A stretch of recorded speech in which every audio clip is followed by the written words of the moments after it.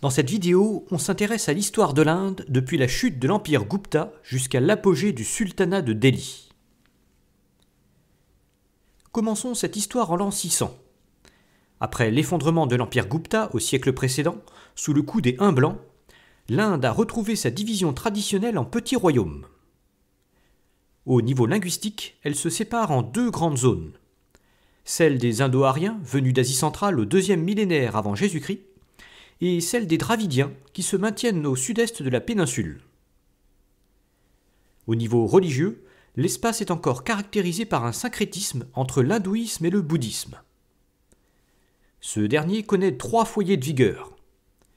Au nord-ouest se trouve celui du bouddhisme Mahayana, qui se diffuse vers la Chine via la route de la soie.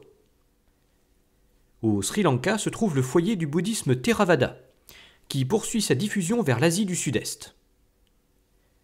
Enfin, dans le foyer originel du bouddhisme émerge la version Vajrayana, qui gagnera le Tibet au IXe siècle.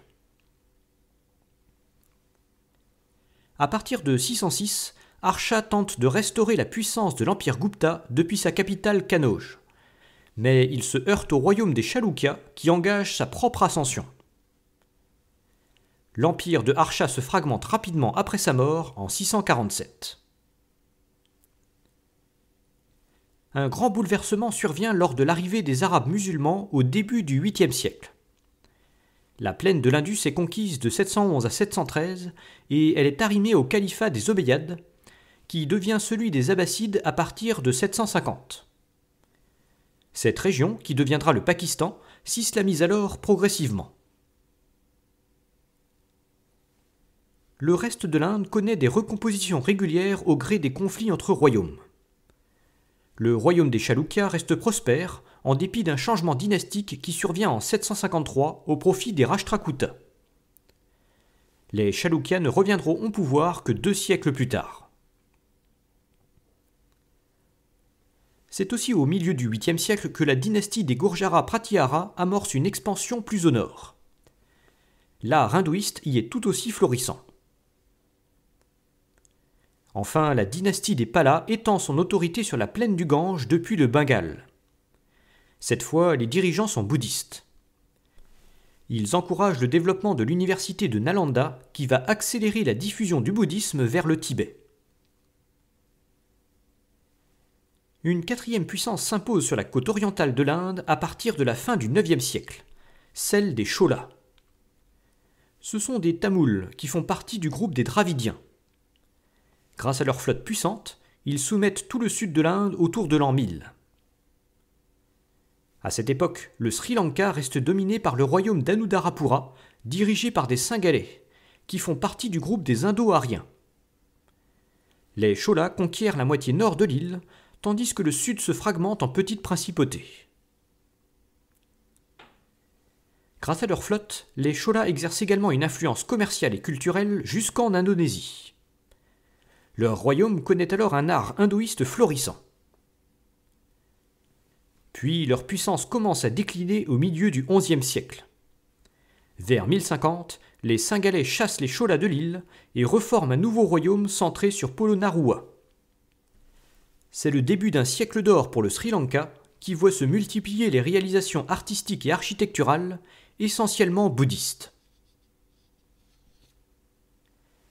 Le début du XIe siècle est aussi un bouleversement pour l'Inde du Nord.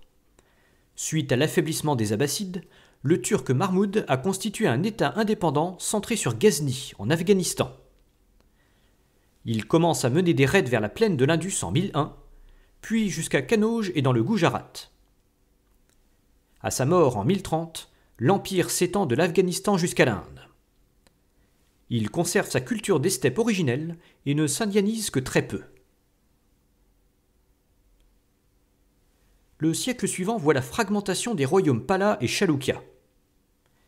Puis en 1151, des Afghans fondent une nouvelle dynastie à Ghazni, celle des Gourides.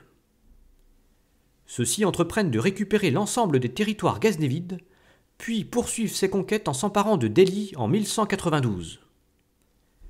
De là, le sultan Muhammad Ghori lance des raids sur toute la plaine du Gange jusqu'au Bengale, qui l'annexe à son empire. En 1206, sa mort sans héritier provoque un changement de dynastie. L'un de ses généraux d'origine turque nommé Oybek récupère le titre de sultan et son deuxième successeur Iltutmish s'installe à Delhi en 1214.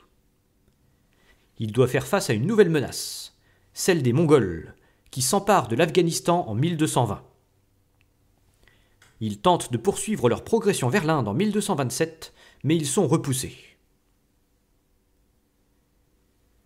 Les sultans de Delhi peuvent alors amorcer la conquête du reste de l'Inde, marquée par des phases de progression et de retrait dues à des révoltes récurrentes, jusqu'à atteindre un apogée territorial en 1330.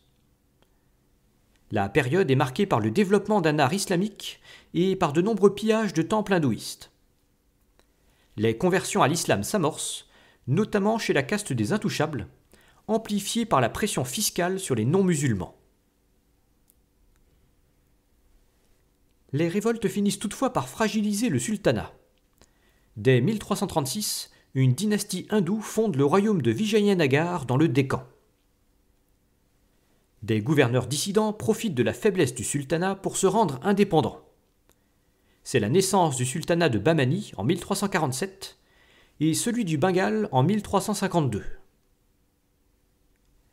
Puis en 1398, le turco-mongol Tamerlan s'empare du Pendjab et mène un raid jusqu'à Delhi qui est ravagé. Le sultanat perdure, mais il ne contrôle plus qu'un petit territoire autour de la capitale. Il faudra attendre la fin du XVe siècle pour le voir retrouver une part de sa puissance, peu de temps avant que Babour n'ouvre une nouvelle ère dans le sous-continent, celle des Moghols. En attendant, on va voir les conséquences de l'influence indienne en Asie du Sud-Est, où émergent de nombreux royaumes prospères.